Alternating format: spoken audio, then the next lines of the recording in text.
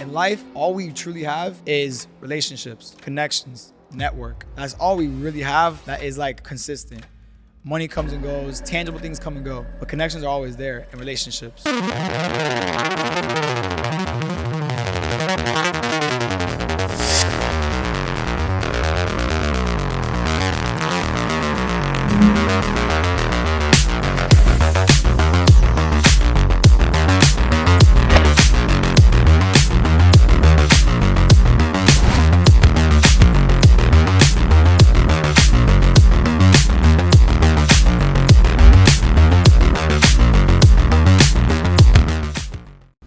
Nevin, thank you very much for being on the show. It's truly an honor to have you here. Glad, man. Thank you so much, man. So I want to start off by asking you, Nevin, why did you become a barber? Like, what was it that inspired you? You know, the story that really came about with my upbringing towards the field of barbering, it simply was kind of like a movie kind of situation. It was pretty much, you know, I was in high school.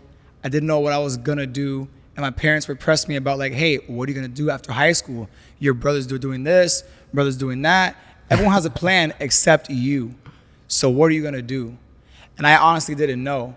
And then I did always know that I had like a strong gravity towards the barbershop vibe, you know? How come? Man, it's just, I always felt like in the barbershop, it's like the one place, at least for a man, where you can walk in and there's like for sure zero judgment, you know? There's zero judgment, you can be you, and also you can come in looking and feeling your lowest and walk out feeling your best, looking your best. So there's like only benefits to being in a barbershop that I viewed when I was younger in high school. For sure. And well, we actually went to school together, and I remember when you started cutting people's hair. And I was like, well, I guess Nevin's a barber now. I remember those days. But like, was there anyone in particular in your life or like that was a barber or told you about being a barber? Like, so my OG barber, he was my barber since I was a kid. He knew my whole family, and what really struck the chord for me to start barbering was one day I went to get my hair cut, and pretty much he was backed up on clientele, so he had to catch up. So he had like, I think 4 or 5 heads in front of me. And then it was me. So I had to wait. That sucks. That always sucks. It does, but he's like one of the fastest barbers I've ever met. So he was doing every cut in about 15 minutes. So 1.5 hours couldn't kill. But during that 1 hour, I saw him literally like make like 100, like 20, 30 bucks in like an hour. I was like, oh, well, I can do that. Like, I can definitely do that, you know? And I love the whole barbershop vibe too. So it kind of just seemed like, yeah, this is like an easy, like, why not moment. I see. So aside from the fact that you saw a barbershop as a way for men to like go in, maybe not feeling at their best and then leaving feeling their best, aside from that, you also saw that there was a money opportunity, right? Like it was a great vehicle to make money. It definitely is. And I got to say this to everybody watching. It's barbering is viewed as a job, but it's not fully a job. It's a business. And if you don't have that mindset going into it, it's not as lucrative as you might think. If you treat it like a business, it can be very lucrative the way that people see it as. What do you mean by that? So, you know, we're self-employed workers. We make our own cash. We pay our taxes, everything, you know. There's no check getting cut every week, you know, at least for my situation in the barbershop. And so with that said, no one else is going to get you those clientele, because the way to make money is to simply just bring people and cut them up. That's called having to bring clientele and do sales, do all this stuff. And when I was first cutting for my first about 2 years, I didn't know what the hell that meant, bro, at all, you know. Did not You know. thought you were in a job. I thought that it was just gonna come to me. People walking in. Nope. And never. Nope, man. Walk-ins weren't even like that great either, man. So it's like, how can I bring people to me? And I realized after like 2 years of cutting, probably a little bit more, that this is a business, and I have to do business-minded things. Like, for example, I need to learn how to do sales. Yeah. And that's something that like no barber might ever think they have to be pretty good at to then be a successful barber in this industry. That's powerful. That's powerful. And I think, well, now that I think about it, a lot of people, a lot of barbers probably don't see their job as a business, and it's a business. It's not a job. You have to bring in clients. You have to make sure they don't only come, but you have to make sure they keep coming back to your business, right? Retention. Mm-hmm. And that's one of the most important things, because if not, imagine you're just in a constant hamster wheel trying to find new clients. You have to get people to kind of fall in love with you and have them come back. Now, let me ask you, like, what was it that made that realization happen where you were in a business, not really in a job? Like, clients weren't gonna come knocking on your door. Like, what made that?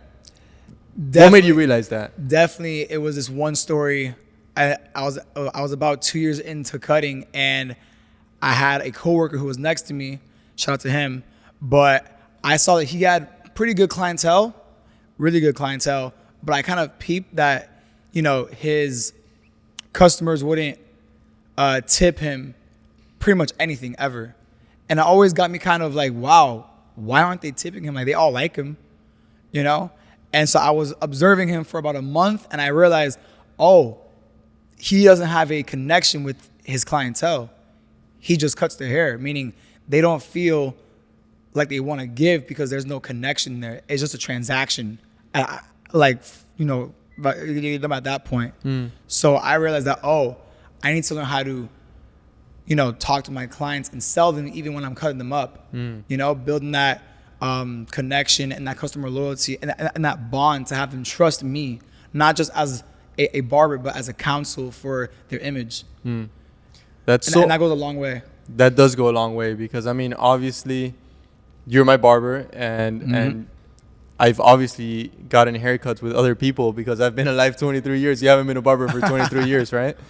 So every time that I come to you, I've even brought it up to my friends. Frankie, shout out to Frankie if he's watching. Shout out Frankie. I've even brought it up to Frankie. I'm like, bro, like, Nevin, like, he's such a cool guy. He's such a smart guy. He actually knows so much, because every time that I come to you, we actually have a kind of a deep conversation. It's not just superficial. And most of the barbers that I've gone to, they don't really like even speak to you. They just say hello. They ask you about your family, about how your life is going, and then that's it. It's like a 5-minute small talk, and they just cut it. 5-minute small talk, and then they just start cutting hair, and they're just quiet. And with you, it's just like a 30-minute, 35, 40. It's like a podcast. It's like a conversation Every time. And I even think you should be even recording when you're cutting up your clients. That would get a lot of good content. So I want to ask you, like, how does a barber learn how to speak to clients and kind of make them have a great relationship with you by learning more about their family, about their job, about their career, their family, their girlfriend, whatever it is, right? Like, how do you do that? How do you learn that skill? Yeah, so it is a skill. It's not just something you're born with. I wasn't born with this. And I obviously work on it every day, and I read books on topics of this matter. So it all starts from within. You cannot pretend to care. You have to genuinely care. Wow. And that comes from within. That takes your personal self-development on your private time to work on these for that when you come into the shop later. Yeah. So, for example, I'll read a bunch of books on communication and psychology and sales, and then mental toughness, just so I can be in the right mind space to really connect with people, even if I can't fully relate. And that really helps. And obviously learning how to obviously talk correctly, use your right words, yes-anding, not no-butting. And just all this stuff really goes hand in hand. And something I've learned to really make, clientele, but like, people who come for a cuts, what makes them really click with me and stay longer or come back around or give more money is, the conversation. And it's all about finding that connection. And the number one thing we're all told against sales is you want to kind of strike an emotion.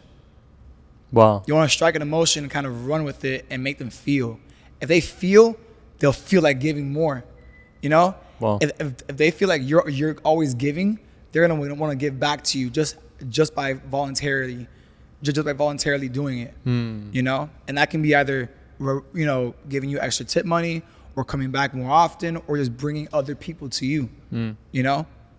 Now, when I hear you speak, I realize that you're not just reading these books. Like, you're actually analyzing what the book is telling you just by the way you speak, just by the knowledge that you have. How can people, like, not only read a book, but actually, like, learn what's inside of that book? How do you read books? If you were to watch me read, you would say, Nevin, you're a slow-ass reader. Sometimes I'll be on a book for like 3 months. Wow. But I do that for a specific reason because I've kind of dissected this with other people. You know, I've heard other friends of mine how, like they'll read 30 books in a year. And I feel like whoever reads that many books in a year probably doesn't even know half of them afterwards, you know? Wow.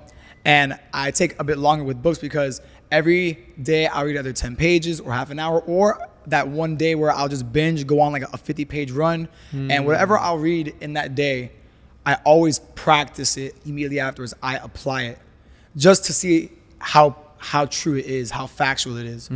Because you can't just trust a book because it's a book. Yeah. You need to practice it to then really see the validation of it. Wow. And so that takes outdoor experiences, practicing what's being taught in whatever you're reading. For sure. And I feel like that's such an important thing to do, just applying what you're learning, because that's the only way you're going to have it stick to your mind and to your brain and have you actually use what you're learning, right? Yeah. Not just having it stored up in your brain, but actually using it. But one thing that I remember is that throughout our conversations, a subject that keeps coming up, like when I come and get a haircut, is the David Goggins book, right? So like, what is it with him that kind of relates to you and your story that makes you like keep going back to like David Goggins, and that's like a person that you look up to, right? Yeah. David Goggins' first book really changed my life.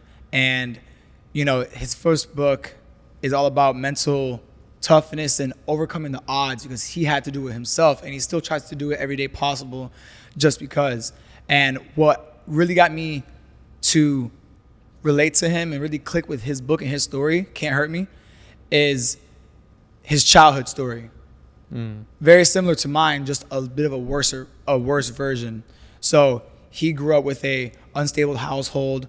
His dad was a cheater, wife beater, reckless, always child labor, child working, and his mom is very, very stressed out, stuck in that hole, and changing their lives for the better. Growing up, he grew up in a very racist part of his state, so just he had to fight through a bunch of adversity. And also the main thing was he has a stutter, and I have a stutter too, and he overcame that. And when I started reading that book years ago, I was starting to overcome that. Wow. And so all those things really was a wake-up call of like, oh shoot, like I relate to this guy. Wow. And I trust his work, and seeing how more aggressive his story was and how he had his childhood story and in his adult life, how much he had to overcome. I realized if he can do all that, I can do I can at least do the minimum, Wow. Yeah. So tell me about your childhood. What was your childhood like?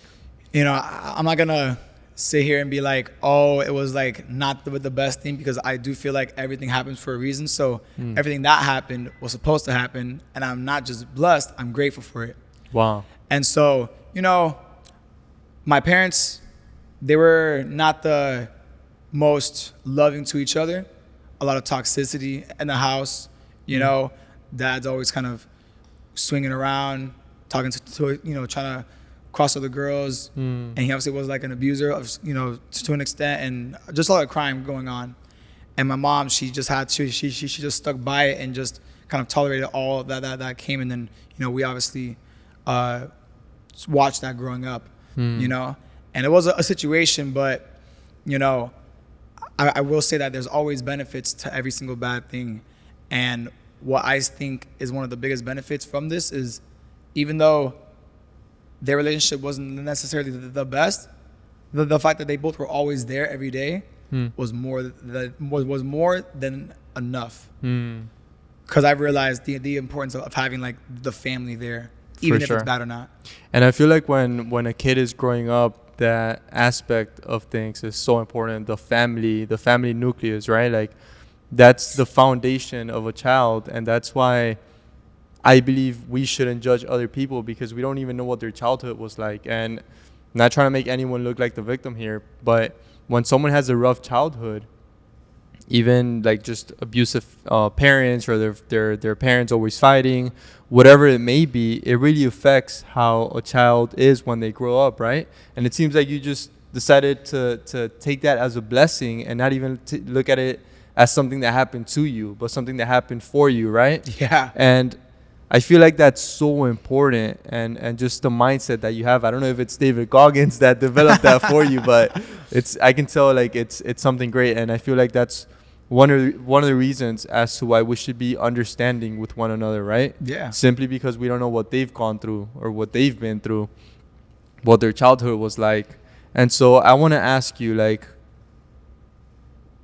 I didn't know about all of this when we were friends in high school, right? Like, Yeah. I see you just regular guy, like he's super cool guy, funny, always talking to me in school. I remember chemistry specifically, Oh, yeah. right? But like, I didn't know all of the things that you had gone through. And when I came and got a haircut with you, your story like really stood out, right? Because a lot of kids in school, they complain about their situation, but you had it worse than a lot of kids, right? And so I want to ask, because I remember that you told me that you were going from home to home as a child, right? Similar, yeah. Pretty much, the family always was there. My mom and dad were always there. Brothers were always there. Never separated. Mm-hmm. But, financially, it was always back and forth every year. So Yeah. we're either going to be in one house for a year or we'll move out to 3 different places in a year. Wow. And we'll do that all throughout, like, my high school. I probably moved around, like, easily, like, around 15 times during high school. Wow. But I still stayed in that one school, though, because, like, my parents really did, like, that location. Luckily. Otherwise, I don't think we would be having Yeah, this right? conversation today, right? But, okay, so going back to your business, right? What do you wish you had known as a barber when you first started, aside from thinking about it as a business? Like, what other thing do you wish you had known when you first got started? When I first started, treat it like a business. So just going back to that, treat it like a business. Yeah, man, definitely. Because I always felt like, especially this time and age, it's like, online is everything, and when you see a barber online, they're pop, and you'll see barbers who have a million views. They're all charging crazy prices. And then you're like, wow, they're like this is like some like glamorous thing. And you kind of act like that even if you're not there, which is not a good thing because you're not humble about it, or you're not even at that level. So definitely being wiser in the fact of like it's a business and it takes steps to get to whatever level you're trying to get at. And don't try and focus on like the glamour of it. So there's certainly steps that take to get to a certain level. And in our previous conversations, we had mentioned about pretty much growing the business. We talked a little bit about marketing, etc. And when we spoke about the only 2 ways that you can make more money is either making more money per client, which is either charging more, having them come more often, or just having more clients overall, right? So like, what's the next step for Nevin the Barber? Like, what's your goal? What's your 5-10 year goal? Where do you want to be? That's an interesting question. Like I'm still thinking about that because the one thing is, everyone says, oh bro, like, you should start a barbershop and the whole 9. And I have always kind of shied away from the idea of having my own barbershop location because I know how it all runs, but I definitely know that whatever I am going to be doing, it involves speaking. That's such an important aspect, just the speaking, right? That's going to be like the main thing of whatever I'm doing in the next 5 or 10 years. It's speaking. But what do you mean by that? So for example, like what's going to make me my money is my voice, not my hands. That's such an important piece of advice that not even just barbers, just anyone watching this can benefit from, right? Yeah. So eventually, would you want to have your own barbershop or? When I was first cutting hair, first 3, 4, even 5 years, I was like, I'm never getting a barbershop. I know how this runs. It's not worth it. I don't like it. No, I like cutting my own little thing, yeah, but like having to run a shop of barbers is somewhat of a hassle. At the same time, in the past like year or 2, I've been like, you know what, man, like, I know the business very well, and I can easily run this, no problem. Like, it's not a problem. So as the days go on, I lean towards it. But I definitely do know that if I were to run a barbershop, that would be like some of my side ventures, not my main thing. You know what I mean? Okay. So Like I would run it for like passive income. okay. So your main thing would be you cutting people's hair, right? Like you wanna. I mean, that's my main thing now, yeah. But obviously, in 5-10 years, like, you know, I might not be a barber anymore. But what I'm gonna do is gonna be using my voice of some sort to, like, you know, build myself up. Wow. Okay. You know? Interesting. Yeah, Interesting. that could either be a podcast, or, you know, motivational speaking or public speaking or whatever it is. But like my voice is gonna be the main catalyst. Yeah. And in such a small, I guess, short amount of time, you've been able to really develop those skills because, I mean, like I mentioned to you earlier, it seems like you don't just read the books, but really analyze them. And based on what you told me right now, you actually try to implement it into your life. And I wanted to get back into that because, I mean, David Goggins, he's like the #1 mental toughness guy, right? Yeah. Like, how do you implement the mental toughness and the just pushing yourself mentally overall in your life? Like how can someone watching this that's maybe lazy, doesn't want to get off the couch, doesn't want to go work out, like how would you explain that to them, the importance of mental toughness? The importance of mental toughness is literally what's going to make you miserable or a happy person. It's that serious. And, you know, I feel like the easiest way to get into that is through physical aspects, like, you know, working out. That can be your easy segue into it. The other part is doing it mentally. That's some real hardworking stuff. And so let's say when it comes to let's say your physical health, right? My motto is health is wealth first. You're gonna elevate yourself times 10 if your health is good first. That's just how it is.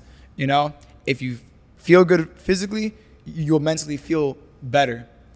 And that will flow to your entire day-to-day, everything. So when it comes to the mental toughness and really pushing past those barriers, it's whenever it starts to get tough for anything you do physically, mentally, when it starts to get tough, that's when the race starts. Before, that was just warm-ups. Wow. Once it feels hard, that's when it finally starts. And then now you have to do double. Wow. So, I mean, there's a lot of times where even I go to the gym and yeah, I mean, I work out, but I don't really push myself, right? Like I don't really give it my all. How do you give it your all in like whatever it is that you're doing? Just pushing yourself to the limits. You know, there are definitely times where with the gym, right? You'll be working out and you might have been working all day. You're really tired. You had no food. You're very sluggish and you're not getting that pump you want because you're just too tired, or you're in a funk mentally and you just can't seem to like zone in. And what I've learned, funny enough, through David Goggins is he has like a method of how to boost your adrenaline with your mind. There's like a science on that because you can boost your adrenaline with thoughts that you make that can trigger certain nerves to cause adrenaline. Now, everyone's I guess formula is different, but it has to be something that's triggering that nerve. So, for example, us guys, right? We're all guilty of this. You know, sometimes, you know, we'll have our girlfriend, we'll be going out, let's say South Beach, go on a nice date, and we'll just like randomly just like picture ourselves fighting a guy for no reason and just like wondering what we're gonna do. And somehow we're like pumped up from that now. You just invoked that nerve to then cause some adrenaline. So if you apply that towards working out or everything, you can get that out. And that can either be you use some trauma growing up to like spark that, or you can use something that you want to spark that. Just anything that can invoke that pinch mentally can cause the adrenaline rush to help you just push through. How do you do it? Sometimes I'll think about, you know, things that I saw growing up with my parents, you know, or someone who I don't see nowadays, who I really do miss. I'll think about them, and then me wanting to be near them so bad makes me want to like go hard, and then the adrenaline kicks in, you know. Or sometimes it will also be like this is for my kids later on. Let me go hard. That'll push me too. So I remember one, I guess, period of your life in particular where you told me about that you were like really overweight, right? And then you lost a certain amount of pounds like in a very quick time frame. What happened? Like, you let yourself go, or? Yeah, so pretty much just to give some context with that story, I was 242 pounds 3 years ago, and I ended up losing. That's heavy. That's big boy status. For you. yeah. Heavy. And so I ended up going through a self-growth journey from that day forward and losing 90 pounds in a 2.5 month period. That's crazy. So I went from 242 to 150 within 2.5 months. And what kind of led me to getting to that weight, the 240, was, you know, there was so many doubts that I had in life. You know, one was the barbering thing. You know, my view on it wasn't lined up correctly. Personal matters, everything was just not going my way. And I was obviously younger, so I'm just coping. And so I would cope with food a lot and just eat until I would sleep. Whenever I could, I'll cut. I'll go home and I'll just eat till I sleep, and I wake up and I'll do it again until I went back to bed again, and then I work the next day. So that's kind of what it was leading up to it. And, you know, it got to a point where I was finally done with who I was. Like, I got to the point where I hated that person. And that's when I picked up the David Goggins book, Can't Hurt Me. And the story of that book, of me getting it, was actually a crazier one, because this is how God works. When I was first cutting hair, like my first year or two, I knew of a barber who cut about 20 miles north, and he was my age and he was popping, and he ended up going to the Navy after high school. He quit barbering, went there, but before he had gone, he was doing Sunday morning runs in South Beach, doing minimum 12 miles every morning. Wow. And he would always finish off with a reading session at the beach, and he would always post it. And then one time he posted the David Goggins book, Can't Hurt Me. That was like in 2018, maybe, like 2018. I screenshotted his Instagram story years ago, and I always told myself, one day I'm gonna need that. I just feel it. 3 years later, I pick it up, and it forever spark plugged my entire life after it, and it's changed me since. And I think that guy, shout out J Clips. You know, you don't know me, but thank you. So he doesn't even know. We were like online friends for like just a little bit, but Okay. I never actually got to meet him, but he doesn't even know the effect that he has on me. You know? And that's the beauty of like life, because like you never know who you're gonna impact. That's why it's important to be your best self, because you never know who's gonna impact you. He will never know the impact that he's had on me. And he probably doesn't even know my name. Well, maybe he will. Right? Oh, of course. Maybe of course. Maybe he will. So, like, for people like him, for example, that he had a big impact on your life, or maybe even like, let's say David Goggins. If you had the chance to meet him, like, what would he tell him? Yeah, I would tell him thank you. You know, I don't think I'm like a fanboy like that, but I admire the work he's given to give out. So I tell him thank you, you know, and you helped me see something that I couldn't see prior. That's what I would tell him, for sure. I feel like every time I listen to David Goggins, it's just like a different type of getting fired up, right? Like, it's crazy the way he works. You know, But yeah. what were you gonna say? No, I guess it's so funny because like when he actually talks, I don't watch his content because like the way he talks, it's very raspy, so I can't really like focus on it. Yeah. But the book though, I just like interpret it in a way to where like it'll fire me up, you know? Yeah, that's powerful. So I wanted to get back to that time in your life where you were feeling like you weren't feeling your best. Certainly, you were 242 pounds. That's a lot of weight for you, like for your size, right? Like I can't even imagine you at 242. Because you look great right now. Yeah. So like, take me back to those 242 pounds when you saw yourself in the mirror. and you said like, this is enough, like this is not me, like how were you feeling? Like tell me exactly how you were feeling. You know, I would love to speak for everyone who's in that situation, but I can't. But what I will say is that, like, I found this to be very consistent. Everybody who is overweight to that extent, I know it isn't happy 100%. Because that person can have everything they want, but the fact that everyday simple things are hard, they will never be truly happy. And that's how I felt.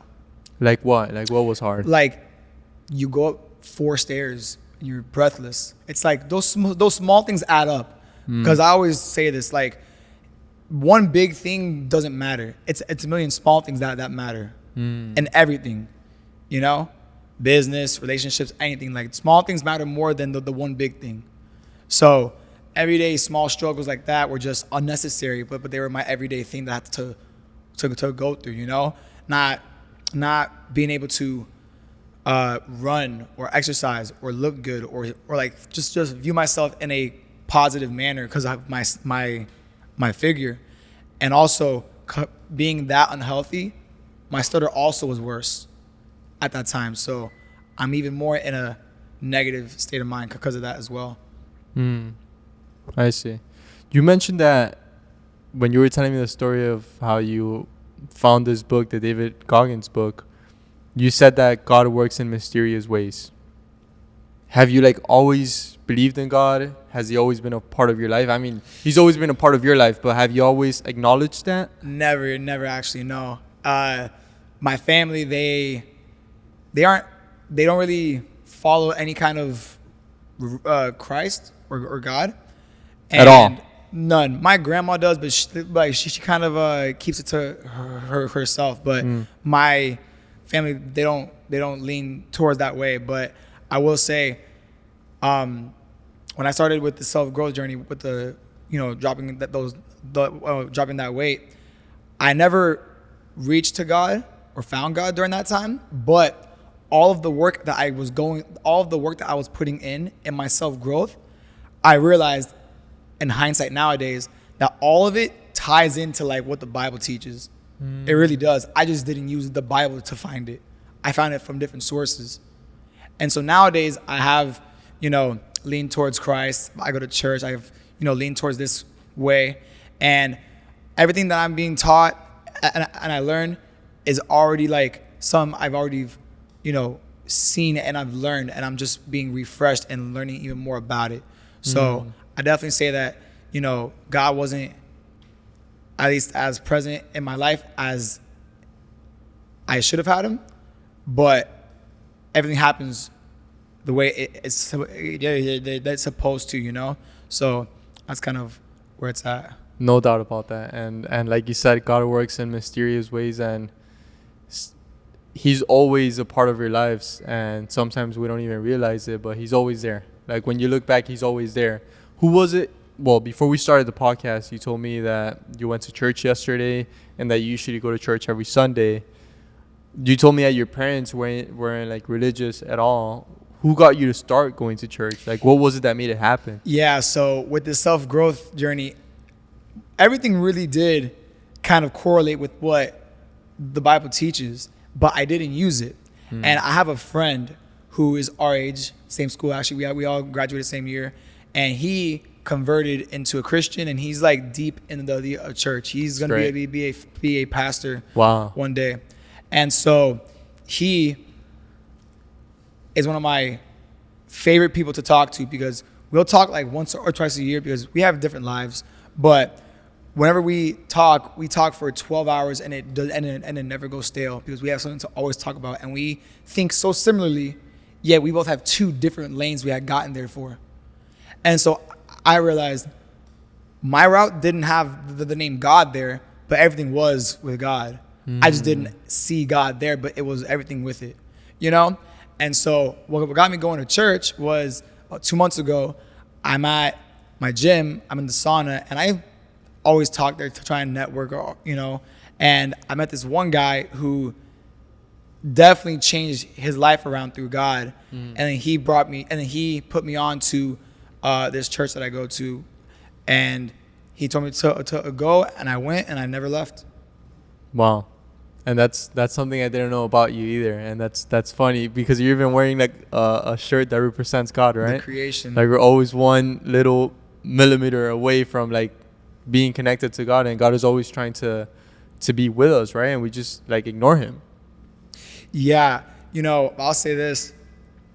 It's super important to try and have a relationship with God, or at least with your spiritual side, because it's going to help you go forward. It's good to have morals and values and principles, and that's going to mold you into what you're going to be doing with your field, your relationships. You need to have that and a good moral standard, and that's where God comes in, because he's the King of Kings and he is the standard of morality, so it'll help you go if you follow that. Well, and it's crazy because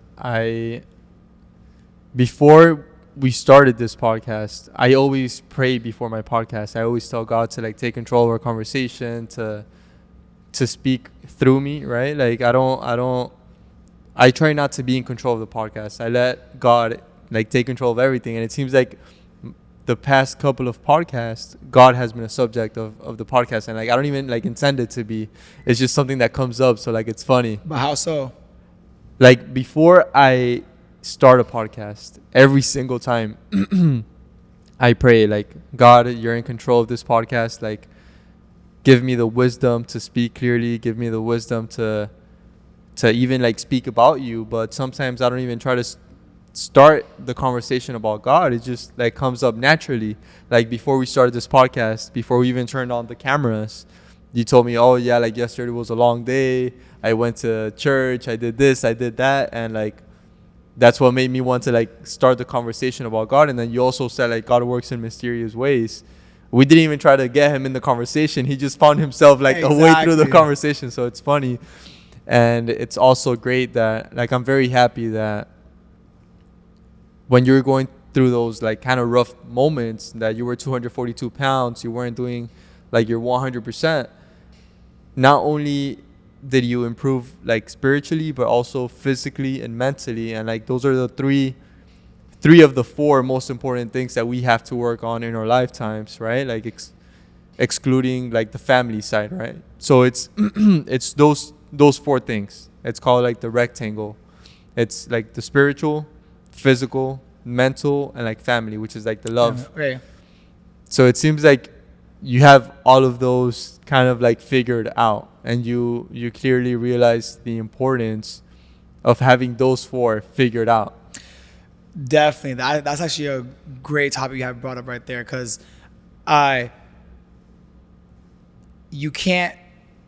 you need to be a jack of all trades when it comes to those four. You can't be a master of just one of those, because you'll be lacking, and you're not going to be your best self that you're not going to be your best self that you were created for if you don't have all those four checked out, and all of them take time to work on individually. So it's definitely important. And I'll say this, I think the first thing that has to come is from within. So it can be mental first. So mental how? It's kind of being aware of where you're at, where you're at, what you're doing, how you're doing it. And then you can go to your spiritual side next and see your morals and see how you can align it correctly to then pass that on to your physical and then your family. And it's very important, and what you said right now, that you have to be aware of like what's going on within, right? I feel like a lot of people don't have that self-awareness, that maybe they're lacking in one area of their lives, right? Like a lot of people don't have that. Yeah, I definitely think it's because we were raised to not think about it. I think that's like the main reason why, because I've realized from talking to so many people trying to dissect this exact topic, it's people will grow up being forced to act a certain way to just make everything easier for the family. So, for example, sometimes kids growing up, they have to learn how to not open up and bottle things in, because that'll cause too much headaches within the whole family, and then that becomes a closed wall. And since they grew up doing that, that becomes their like regular self. I feel like a lot of us are like that. And we don't see it because we were just trained or programmed like that. And even like self-awareness and all of these things, like you mentioned, all of these things can be learned in the Bible, right? And one thing that stands out in my mind is how in the beginning of our conversation, you mentioned how when you speak to a client, like you really have to care for them, right? Like it can't just be fake. Because fake, you have to be genuine. And I feel like that all comes from within. Like you said, it comes from your heart. And one of the stories that stands out the most in the Bible is when the Pharisees were seen to be like the purest people back then when Jesus was around. And so the Pharisees were the purest. Supposedly they followed all the laws in the Bible. And one of the commandments is to not murder, right? And even though these Pharisees, they didn't murder, in their hearts, they wanted Jesus to be crucified, right? And so the Bible speaks about how even though these Pharisees didn't physically commit murder and kill Jesus, their hearts wanted Jesus to be dead, right? So we have to be very intentional with our hearts, and we have to like not care about what we do in the physical realm, but like how we feel in our hearts, right? Like the intentions that we have behind absolutely everything that we do, because at the end of the day, that's what counts. It's not only our physical things that we do, but also our intentions from within, right? Yeah. And I feel like that's very important to implement in just absolutely everything that we do, whether it's just speaking with clients or whatever it is that we do. It has to come from a sincere place in our heart, wanting the best for whoever it is that we're dealing with. With that being said, I want to go back to the business side of things. Perfect. How does a barber find clients? How do you find clients? My favorite method is like the traditional one. It is kind of like word of mouth, but the way that I'll do it is this.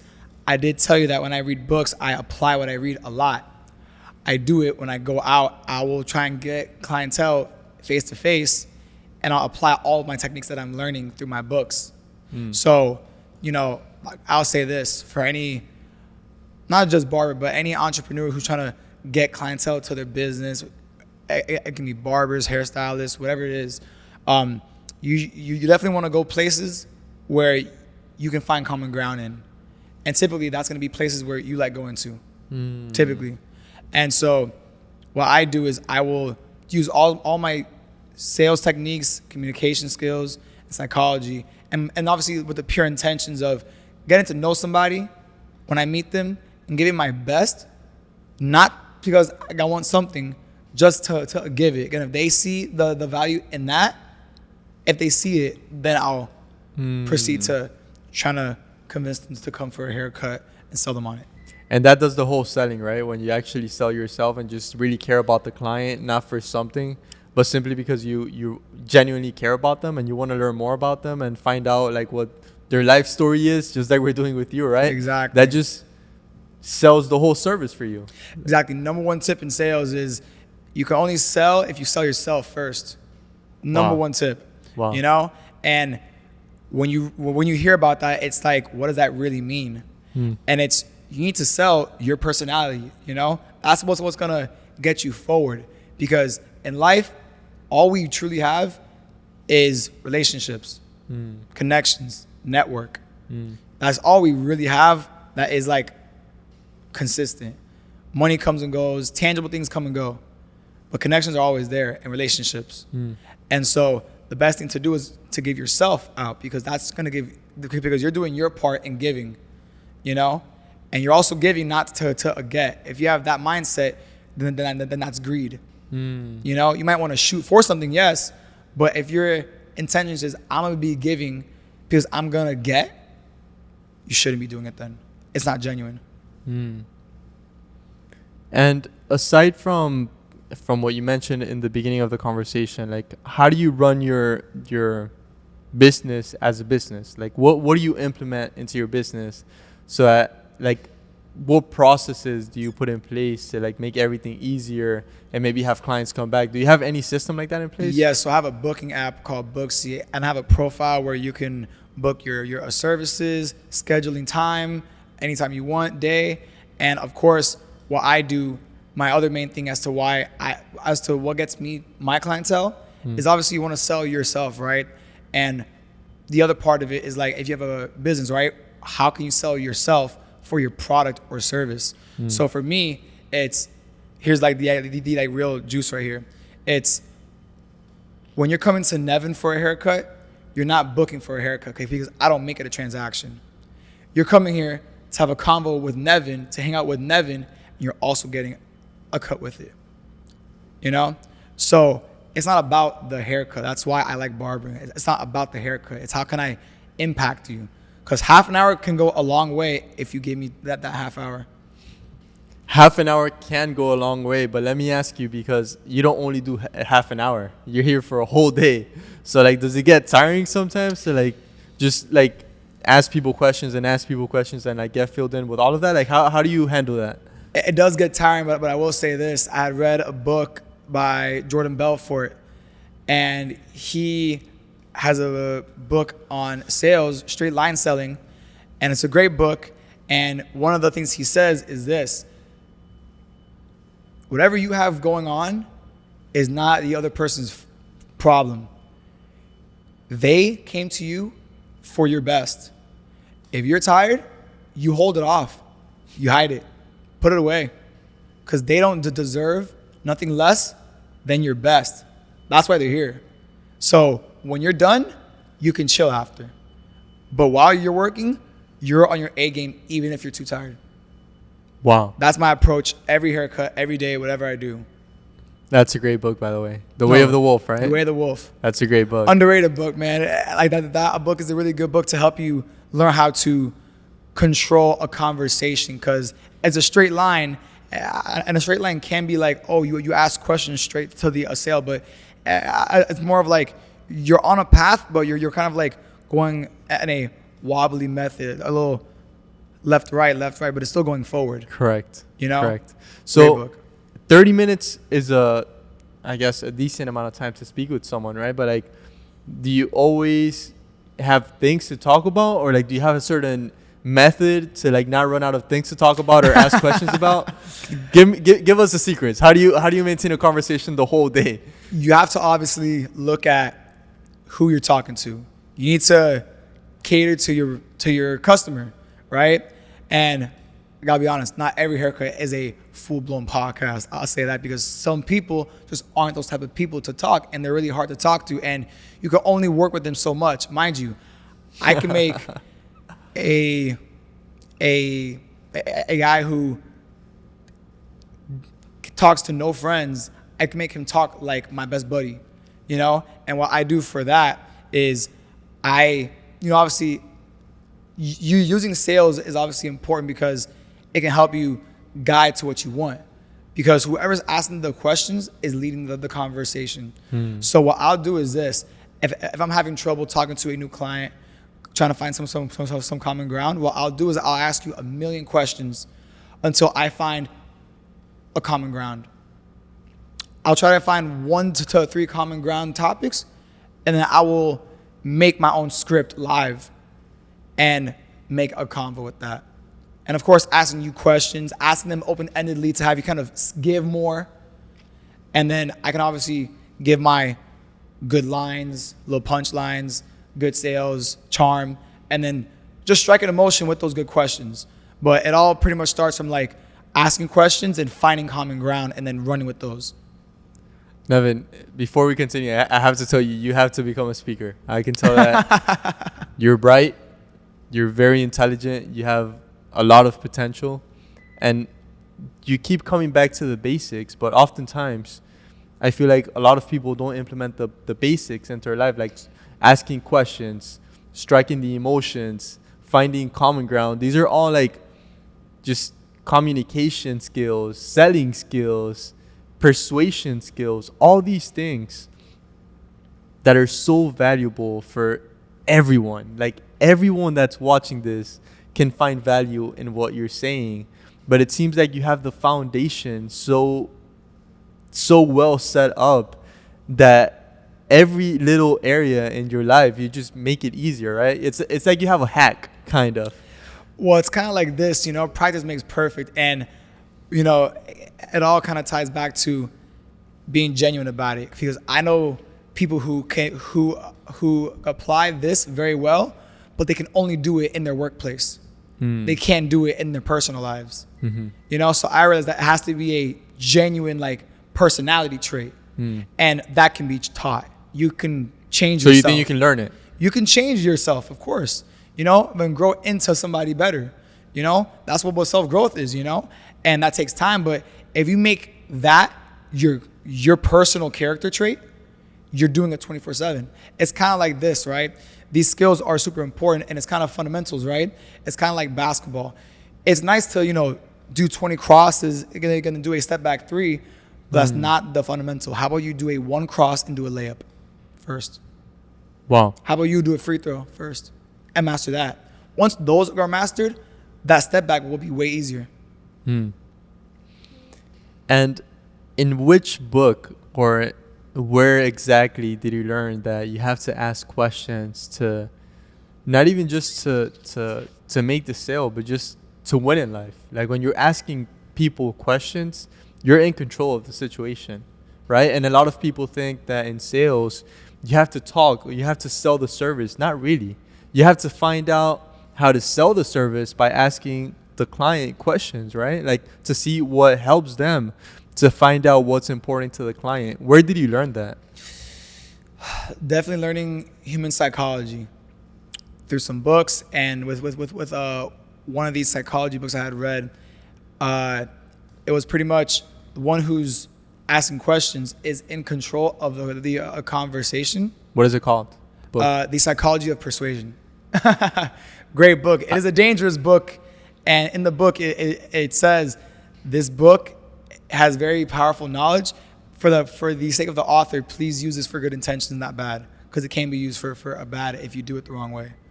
You know, and so just knowing how human psychology works, it's super important to really learn how to strike those emotions and ask questions. And what really got me to focus on that was, one, in my personal life, I just love being talked to, and I wish someone would ask me questions.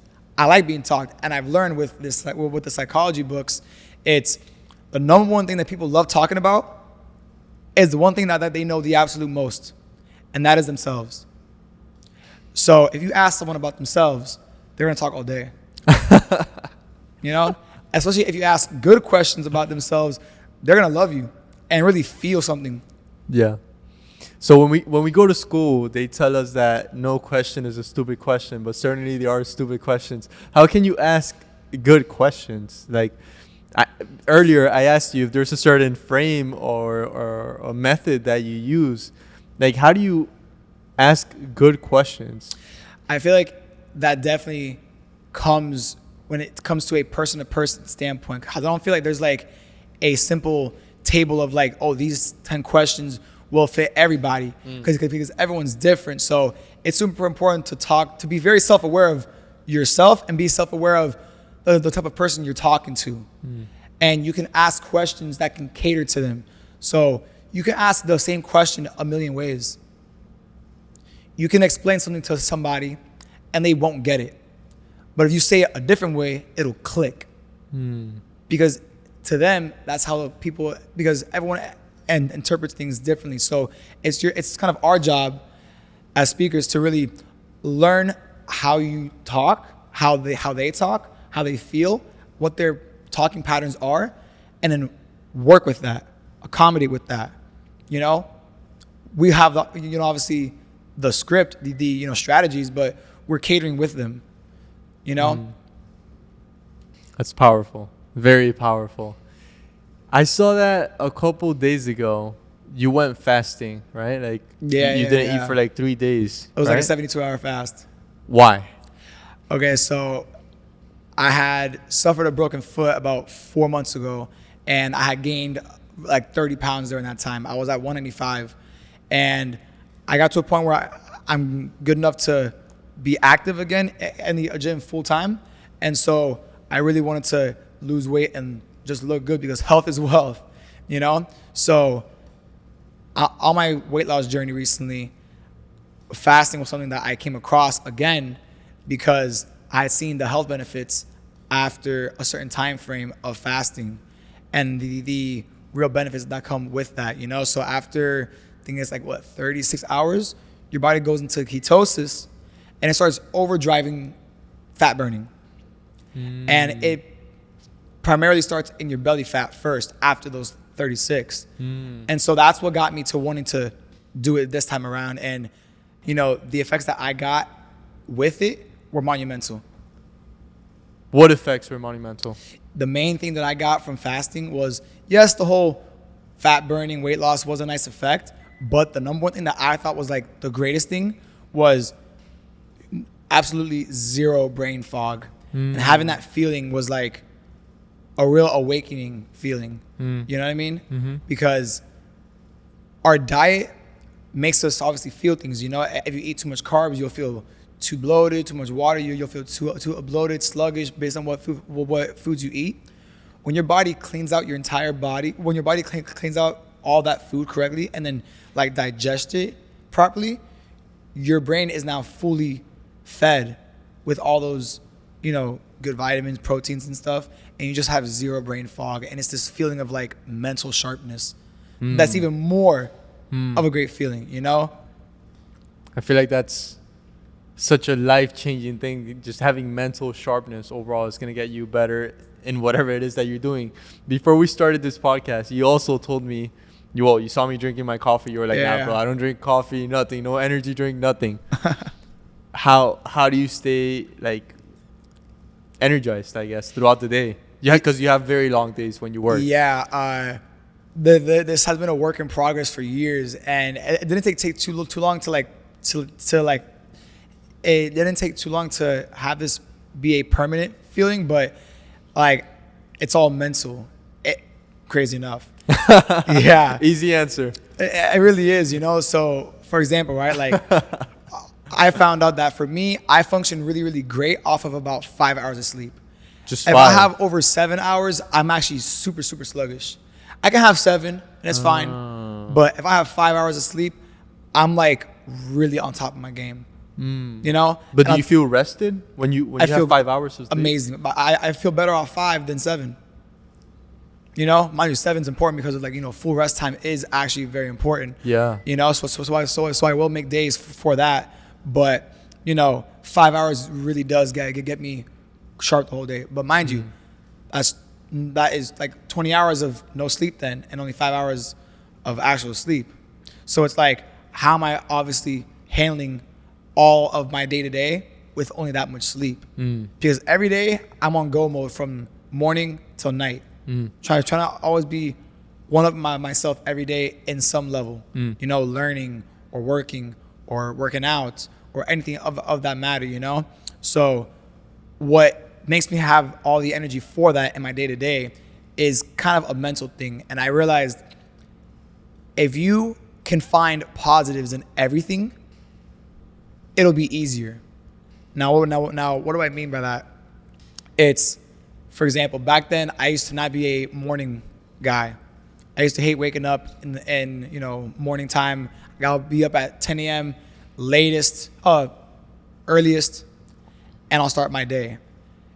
If you're waking up at 10 a.m. as an adult, you need to change that shit. I swear to God, that is too late for any adult who wants to be like making money, being a good life. That's too late to wake up at, you know? So the earlier, the better. And obviously everyone knows that, but it's hard to actually commit to that and do it every day and do it happily, you know? So I figured out a system for me personally to like pretty much find it a benefit. So pretty much all you need to do is like, you need to find more positives than negatives and be genuine about it and be dead serious about it. So when it came to me waking up at 5 in the morning every day now, or 6 a.m., I found that there was more positives to it than negatives that were actually serious for me. So one of it was I would wake up at 5 in the morning. I used to go for like anywhere from an 8 to a 12-mile run on my Mondays.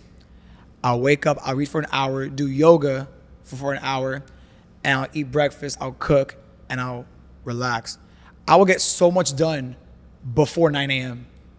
And just the thought after being done with all those things was, wow, I did more than probably half the country right now. I'm one up on everybody. That's a great feeling, knowing that you're pushing yourself while everyone's chilling, meaning you're the only hustler. You know, that's a great feeling. So that became the biggest positive that outweighed every other thing, you know?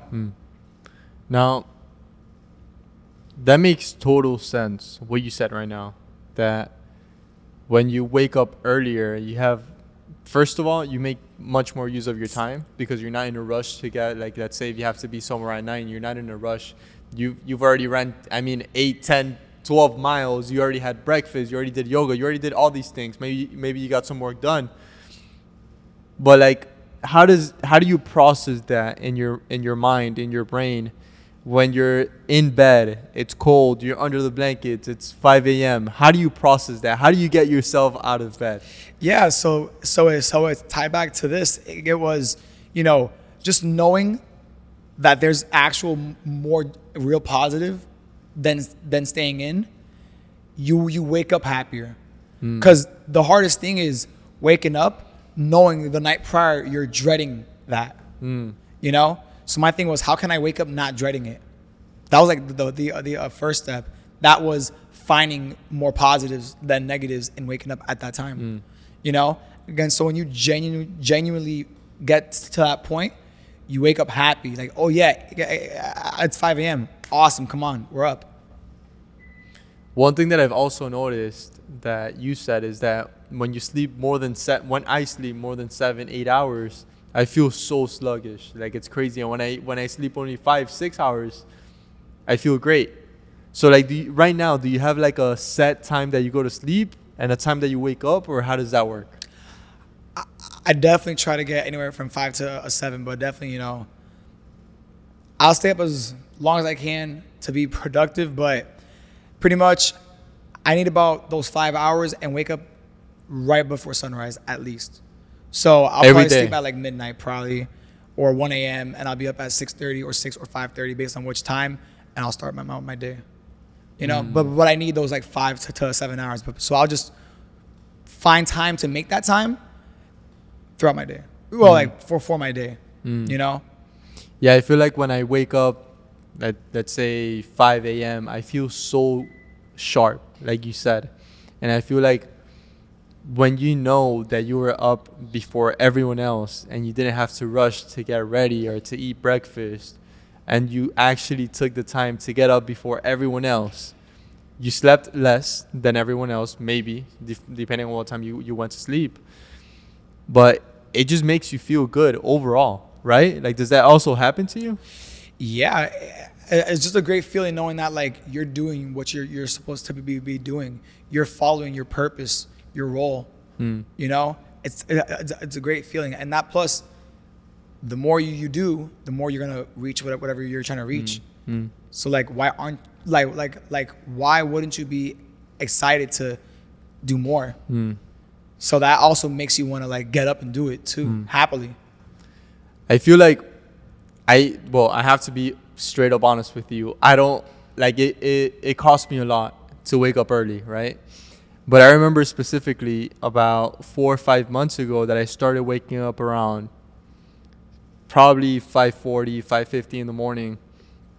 And it was for a reason. And that reason was that I had a guest on my podcast that he's a very, very, very successful guy. Like, he has a huge business throughout Florida. He's also expanding in other states. And when I finished the podcast, he told me this, and it completely changed my life. Like, since that point, this quote always stands in my mind. He said it to me in Spanish. Yeah. He's a Hispanic American business owner. But he said, all the time that you waste right now in your 20s and 30s, etc., you're going to pay for when you're old. All the time that you waste now, you're going to pay for when you're old. And I was like, oh shit, I gotta wake up at 5 in the morning, get as much as I can done. And that's such an important concept, that out of all the resources that we have in life, there's a finite resource, which is time. And we cannot get time back. So it's so important to take advantage of every second that we have throughout the day to, like you said, be productive. Even if that means going to sleep at 1 in the morning and waking up at 5 or 6, right? So how do you maximize your time to be as productive as you can throughout the week? Aside from waking up early, of course, and getting things done. You also did say that, with time, right? I feel like that's like the most valuable thing ever. Time is the only thing that you can never get back. I mean, there is a finite amount for your life. So why waste it, right? And, part of the reason why I like to be up early and be up for long times and sleep less is because, is it really about me? Because, I realized that, yes, we can all work on ourselves when it comes to our business, but, you want to be a well-rounded person. You want to have your social life, your personal life, relationships, your workflow. You want everything managed correctly, and that's hard if you have less time available. So waking up at 5 in the morning, 5 in the morning can be a great thing to manage all that, because let's say if I have a partner, right, and she loves to have her quality time, but I got to get my shit done, and she wakes up at 9:30. That's her regular time flow.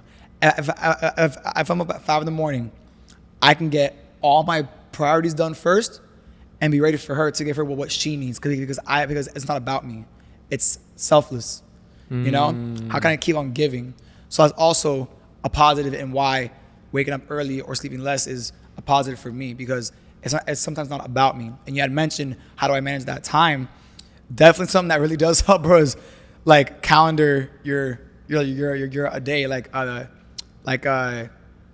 what's it called? Plan your a day out. Like plan out every hour of your day and what you're gonna do. If you just write it all down, you'll just by default just get to it. I realized that. So if you plan out from 5 to 6, it's this. 6 to 8, it's that. 8 to 10, it's this. 12 to 12:40, it's this. If you literally write down all that, you'll realize that you can get so much done, and it'll just feel easier because you're just flowing into one after the other. So definitely scheduling your day out is one of the most important things, easily. For sure. And if you don't, when you have everything organized like that, it kind of gets you to get out of bed when you're like, okay, I have this to do, I have that to do. So it's also something that can help you get out of bed, maybe, right? Yeah. It's definitely an easier experience getting up, knowing that you're working towards something. If you got nothing going on, then of course it's gonna be hard to get up, because to you, because to someone who has nothing going on, waking up at that time, it makes no sense. Meaning there's more negative than positive. Yeah. If you try and be productive and follow your purpose, yeah, you'll realize that, there is more positive. That's everyone's journey to find that. I see. So I'm going to get, let's say, vulnerable for a second, right? Let's say I got to this country, to the U.S., when I was 10 years old, right? And it was difficult, learning English and getting used to the U.S. school system, starting to speak English with friends. That's something I wasn't used to. And it was something that, definitely makes your mind different, right? It makes your mind work a little bit different. And it's something that was difficult, certainly, right? But it's a challenge. It's a positive. It made me better, right? And I wanna, before we started the podcast, the reason why I brought all of this up is because maybe that was one of my insecurities. Let's say when I was growing up, maybe I was in elementary school when I got to this country, but that moved on to middle school as well. not having the skill to be comfortable speaking in English, right? And it cost me a little bit to get used to that, and that's fine. But before we started this podcast, and during this podcast, you also mentioned that you stutter every once in a while, right? And maybe someone that's watching this, they also went through I mean, a difficult time like me or like you, that they had problems speaking in English or another language, or they stuttered. You mentioned that that's something that you actively work on, right? To fix. But it seems like during this podcast, you've spoken better than me. So I don't know. I don't know if you're lying or, but like, let's say someone that's watching this and maybe they're struggling with something that they don't like or something that they're trying to work on.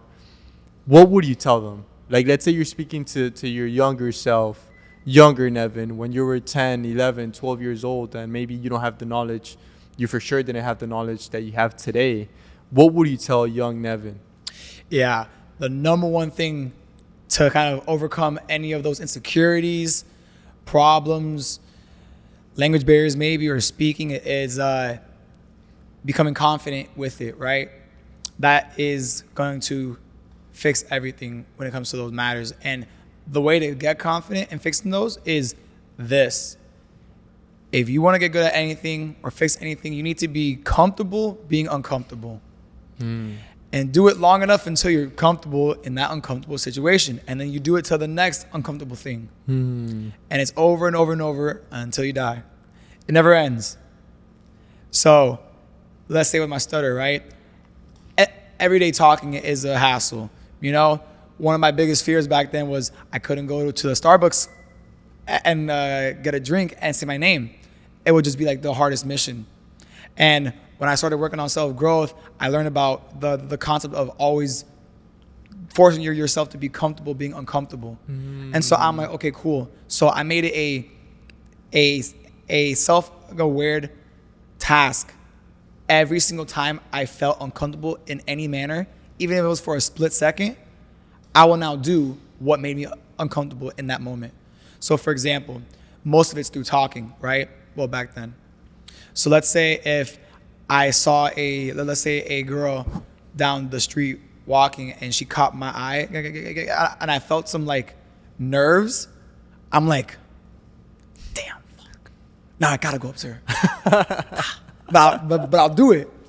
And so I'll do that with every single interaction, not with just people, but just anything. And when you do that for so long, you become easy. Well, it becomes easier, you know. And confidence pretty much is this. Confidence is knowing how to do something and doing it very well. That's all confidence is. You know, everyone's confident in talking about themselves, but they're not confident in talking to other people because they don't learn that skill, you know? So definitely the number one thing was start practicing being comfortable, being uncomfortable. Confidence. That's a great way to look at it. Great way to look at it. Yeah. And a lot of people underestimate the time it takes, right? To get confident and to become skilled in a certain area in your life, like communication. A lot of people underestimate what it takes to become good at something, right? Yeah, of course. That's something that you set right now. How do you set the right time in your mind, at least, that it's going to take you to get good at something? And how do you, instead of saying, oh my God, this is going to take me 2-3 years to master, like how do you set your mind so that you actually start implementing that into your life every single day, like going to Starbucks, like you said? How do you put that in your brain that it's not going to be easy? It's not going to be fast, but how do you stay working at it? You know, when I was first having to work on that, it was like, I don't know where it's going to go. But in hindsight now, the formula is actually easier. Everyone thinks whatever they have to work on might take so long, and it's not as deep as they think it is. I believe that you can fix those things pretty quickly or work on them pretty quickly and then get those results once you reach your first good experience with it. Because once you have that first good experience, you will run with that. It's kind of like when you go to the gym, right? You're trying to lose like 20, 30, 40 pounds, right? And for the first 15 pounds, you absolutely don't see a single like change. But it's after those 2 months straight where you saw that one difference in how your face looked, that one good experience. Now you're like, oh no, now I'm on go mode, and you will not stop now. It's like that, but with everything you do. It's that one good experience. That can be your first day trying something, or 2 months down the road, or a year down the road. It's that timetable that you can't really predict, but if you always work towards it, it will come sooner. Wow. And what you said is true, that sometimes you can start fixing something very quickly. I heard Alex Hormozy, I don't know if you're familiar with him, great business guy. He said that to get good at a skill, you only need, like, I forgot if it was 40 or 100 hours, but 40 or 100 hours of like complete focus on that one skill, right? So it doesn't take years. It just takes focus, time, and effort in that one skill. And you can master that one skill in 40 or 100 hours. But after that, you're just going to naturally keep working on it every single day, or every week, working on that skill. Just going to get you to become a master at that, whether that's selling, cutting hair, whatever that may be, right? But you have to start. And you, not only do you have to start, but you have to make sure that you keep going at it every single day, right? Definitely. And the number one thing to also take into account with all of these we're talking about is you need to have the mindset straight too. You need to be humble about failing. And you also need to, you need to just keep on pushing past it just to see those brighter days, you know? Because, how can I say it? You just have to kind of just push past it and really just wait till you see those positives, because it's really gonna, shine through when it comes. You know what I mean? Nevin, what does success mean to you, to Nevin the Barber? Success isn't just a tangible thing. Success is what you value and then reaching it. To somebody, success can be having your family the way you need it to be. Making sure everyone's paid for, everyone feels good, everyone's loved. That can be success. Some might think, I want 500 grand each year in my company or whatever it is. But whatever you value and you reach it, that's success. And it doesn't have to be any tangible thing. It can be spiritual or anything like that. So what do you value? Interesting question. I definitely value family a lot. And I definitely value the idea of being at your best self. And that's in every way possible, because people need you in ways that you will never understand. So me being at my best can impact others. And if I can do that, even if I might not even know, that feels like success. Powerful. I want to ask you one last thing. And I know it might be a little bit broad, but regarding mental toughness, because it seems like you're very good at it, right? If you had to speak to one person that's struggling with mental toughness, if you could give them one piece of advice that could absolutely change your life, aside from all the information and knowledge that we've given them today, because you've been a great guest, and I really thank you. And before you give me your answer, I want to congratulate you live on the podcast, because the Nevin that I knew in high school certainly has grown to a much better version of Nevin. And I feel like a lot of people in their life, I mean, you're what, 23? Yeah. A lot of people in their life, it takes them years and years, and some even don't get to where you are today. And I don't want to say this to get you comfortable, but I want to say this to get you to be more hungry, to keep becoming better every single day, because the progress that you've made in such a small short period of time, it's actually hard to believe. And you do have a lot of potential, and I know that you can, to some degree, use that potential, and it can change a lot of people's lives. Because the person that you've become, the way that you communicate, the way that you get a message across, the way that you can illustrate a simple concept and make it easy to, the way you can illustrate a complex concept and make it easy to understand, that has a lot of value. And the way that you're able to speak on mental toughness. So I want to say congratulations. Thank you. Because you've come a long way. But I know that you have a far way to go to get to the ultimate person that you want to become, because I know that you have such high standards. So what message would you tell to someone that's struggling with their mental toughness, and maybe they're at a very rough time in their lives? Maybe they're not 240 pounds, or maybe they're 300 pounds. Maybe they're depressed. Maybe they're not happy with themselves. Maybe they don't have purpose in what they want to become or what they want to be in their lives. What would you tell them? I do want to say it's not just one thing, but there's about say 3 things that all correlate to get that.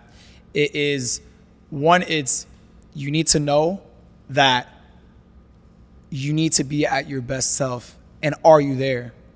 And your conscious will always tell you the answer. And that's God talking to you. He will always tell you. And that conscious that always speaks to you, it always tells you, and it shows you visually what your best self looks like. It always does. And we always do the opposite of it. We always never follow our gut. That conscious, we never follow it nowadays. If you look at what that's showing you and you follow it, that's who you're supposed to be. And when you realize that I have a bigger purpose here than I thought I did. And maybe nobody sees that, and maybe you can barely see it. But just know that if you see that in your head, it's literally attainable. God's telling you, this is what you're trying to do. You're supposed to do. That's who you're supposed to be. That's kind of how I went through my self-growth journey without having to use God.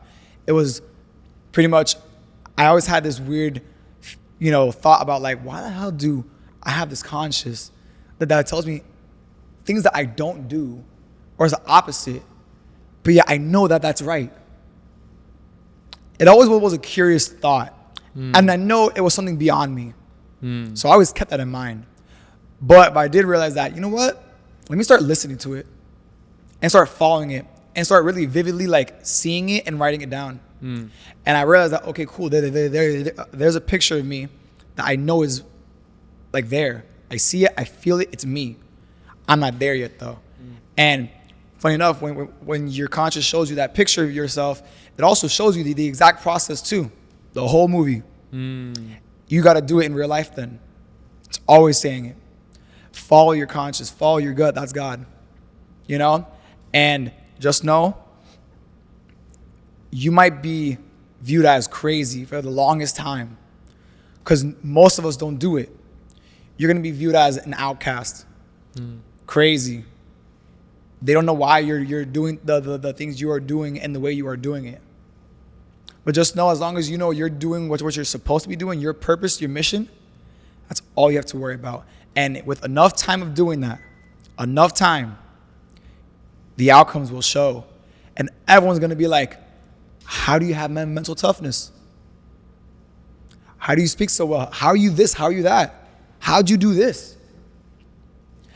No one saw the vision because they can't. It's all from yourself within. No one can read your mind or see what God's trying to tell you with your conscious. Only you know it. That's why it's important for you to follow your purpose and what you're supposed to do. And you can see it. You just have to convert it from a thought to a reality. So that's kind of where it all starts, And if you're going through some depression or you're struggling with, overcoming certain odds, just know that who you're supposed to be, that is your biggest survival right there. You need to treat it like that's life or death. When you do, you will actually work towards it. Well, And of course, do it long enough to where you see that first positive and you'll just keep on running. Nevin, that's very, very, very powerful. And I want to thank you for sharing that with us, because I know that can change a lot of people's lives, And I really hope that the potential that you have, you use it to the maximum.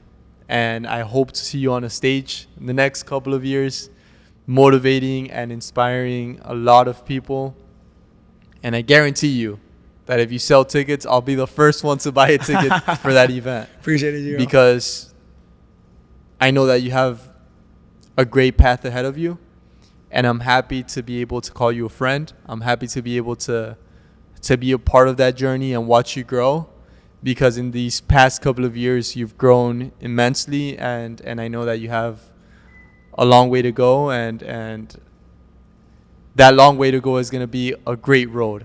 It's a great road ahead of you, and I'm proud of you, and I'm very happy for you. So Nevin, thank you for being on the show. I hope Appreciate we it, do man. Another one of these in the future. Hopefully soon, yes, sir. And I really appreciate you for being so genuine and being a beam of light and inspiring other people. And I hope that with this podcast we're able to reach many more people, because I know that you inspire a lot of people when you're cutting hair, or people that you meet. But I know that you have a great road ahead of you, and I know that you will inspire millions and millions of people in this world. So Nevin, thank you for being on the show. God bless you, man. Really Always. appreciate it. Thank you. Likewise.